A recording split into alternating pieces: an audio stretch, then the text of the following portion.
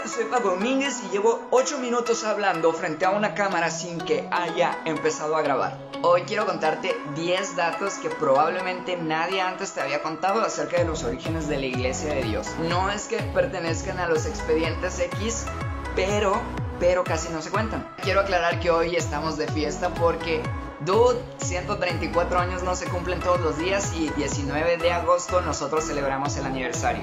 Dios ha sido súper bueno, Iglesia de Dios está en más de 186 países, hasta donde recuerdo, y tienen poco más de 8 millones de miembros. Entonces eso significa que el 0.1% de la población mundial asiste a una Iglesia de Dios como miembro, más los adherentes, que suelen ser muchos más, y entre ellos los niños, que suelen ser demasiados. Hago este video como testimonio de que uno puede hacer las cosas no del todo bien y aún así Dios puede glorificarse. Dato 1. El pastor Ricardo Spurling, fundador de la Iglesia de Dios, dejó de ser pastor en nuestra iglesia en menos de 2 meses. Él había estado teniendo charlas con su hijo alrededor de 2 años y tiempos de oración y demás que lo estaban moviendo a la búsqueda genuina de la santidad por el tiempo que estaban viviendo, ¿ok? Y el 19 de agosto de 1886 se organiza la Unión Cristiana, que era el primer nombre de la Iglesia de Dios, y solo se adhieren 8 personas. Ahora, de esas 8 personas, solo se une su nuera en un primer espacio. Significa que ni su esposa ni todos sus hijos se unen a la Iglesia de Dios como fundador. Entonces, de esos 8 miembros, solo eran Ricardo Spurling y la nuera ahí. Eso le afectó bastante hasta donde se sabe y terminó por regresar a la Iglesia Bautista. No quiere decir que dejó de pensar y de creer lo que predicaba, pero pues volvió a intentar hacer un esfuerzo de influencia desde la denominación donde él era parte. Eso es algo de mucha admiración, pero es algo que casi no sabía. De hecho, se pensaba que él había muerto muy rápido, o sea, poquito después del 86, y que por eso su hijo había acabado como pastor. Pero no, tardó 7 años, todavía vivió otros 7 años y pues falleció mientras iba a ver a una de sus hijas, me parece, mientras iba de viaje. Ricardo Spurling Jr., quien fue el líder de la iglesia por más o menos 20 años, es decir, el hijo de Ricardo Spurling, quien fue el segundo pastor, no forma parte de los 8 fundadores de la Iglesia de Dios.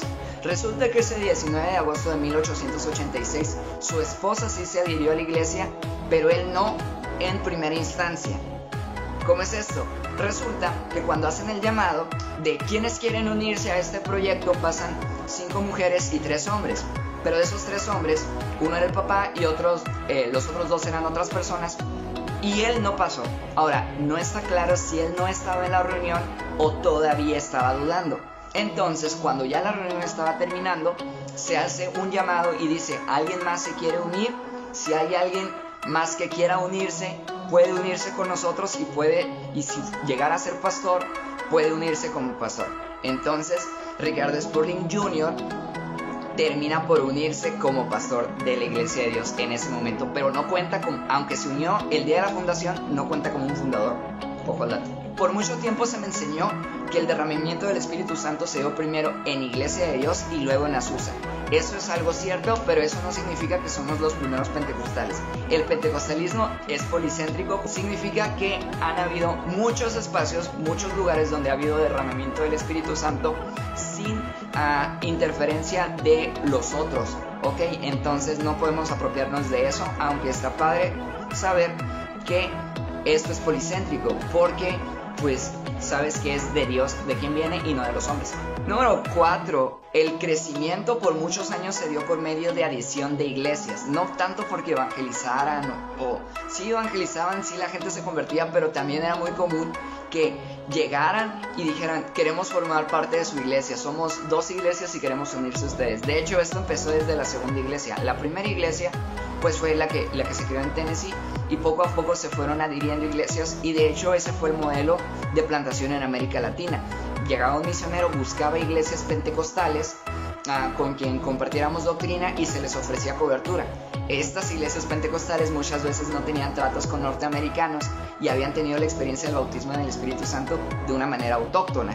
Por eso decía también que no somos dueños de nada. La iglesia no empezó siendo pentecostal, tomó alrededor de 10 años. Además de eso, lo que se conoce como el avivamiento pentecostal, que se da después de 10 años en el que la iglesia no creció, no se dio gracias a la iglesia de Ricardo Spurling Jr.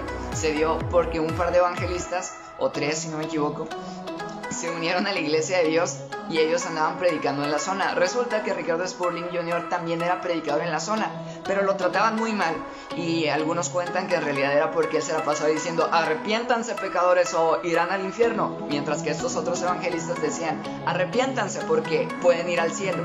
Era un tema de enfoque, era el mismo mensaje, pero como lo dices creo que termina influyendo. 6. A pesar de que existe la historia oficial de la Iglesia de Dios a nivel mundial, la cual es Como Ejército Poderoso, escrita por Charles Cone, existen por lo menos otros 2 trabajos de historia que valen mucho la pena estudiar. Uno de ellos es Theological History of the Church of God, o sea, una historia teológica de la Iglesia de Dios, que retoma las enseñanzas de los pioneros y nos las amplía, ¿no? Esto es algo muy interesante porque normalmente pensamos que eran personas no tan estudiadas y algo habrá de ello, pero el autor o este historiador hace un trabajo magnífico en esa línea. La otra opción de historia es A Social History of the Church of God, que es una historia social de la Iglesia de Dios. Lo que hace este autor en una tesis de investigación que hace para conseguir su grado en la universidad es que hace todo un estudio social sobre el contexto en el que nace la Iglesia de Dios, y claro, dice cosas bastante interesantes como que la iglesia nace en el sur de los Estados Unidos, donde se es más fundamentalista la iglesia, y al ser más fundamentalista también es un poco más machista, y también empiezan a describir algunos fenómenos de los cuales hoy no estamos orgullosos, pero que existieron. Número 7. Por mucho tiempo se consideró que la Iglesia de Dios, por ser pentecostal, era parte de una secta. No se consideró que los pentecostales fueran cristianos en toda la extensión de la palabra a mediados de los 1950. Y entonces por todo ese tiempo se le tomó como por una secta rara. Pero Dios es bueno y fiel, y aquí estamos. Número 8. Hubo un tiempo en el que había iglesias de Dios para afroamericanos e iglesias para caucásicos. Entonces había cierta división racial, muy desafortunadamente. De hecho, las iglesias de afroamericanos tenían solo pastores afroamericanos y tenían su propio liderazgo afroamericano y tenían sus propias convenciones y asambleas afroamericanas. Hasta que un día, gracias a Dios, iluminados por el Espíritu Santo, también lo creo, los volvieron a unir y desde entonces coexisten. Sin embargo, la inclusión racial ha sido un problema grande en el liderazgo internacional, porque no fue hasta 1988, si no me equivoco, que un latino fue incluido en el comité, en el Concilio Ejecutivo Internacional, y no fue hasta hace 4 años que un obispo latino o un ministro latino fue incluido al Comité Ejecutivo Internacional, que además del concilio, donde son 18, el comité tiene 5 personas, y no fue hasta hace 4 años que por primera vez alguien extranjero y además hispano fue incluido en el concilio, en el Comité Ejecutivo Internacional.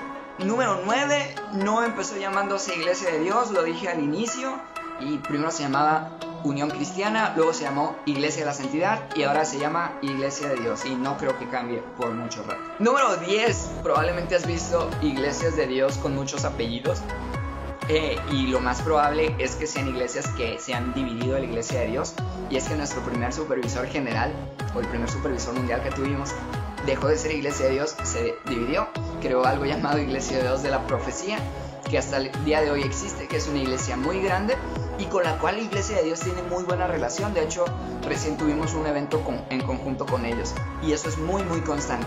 Entonces hay muchas iglesias separadas de la Iglesia de Dios que creen lo mismo que nosotros, solo han cambiado de administración, y casi siempre sus nombres empiezan con Iglesia de Dios. Así que hay mucha familia por ahí regada, o como dirían los católicos, hermanos separados.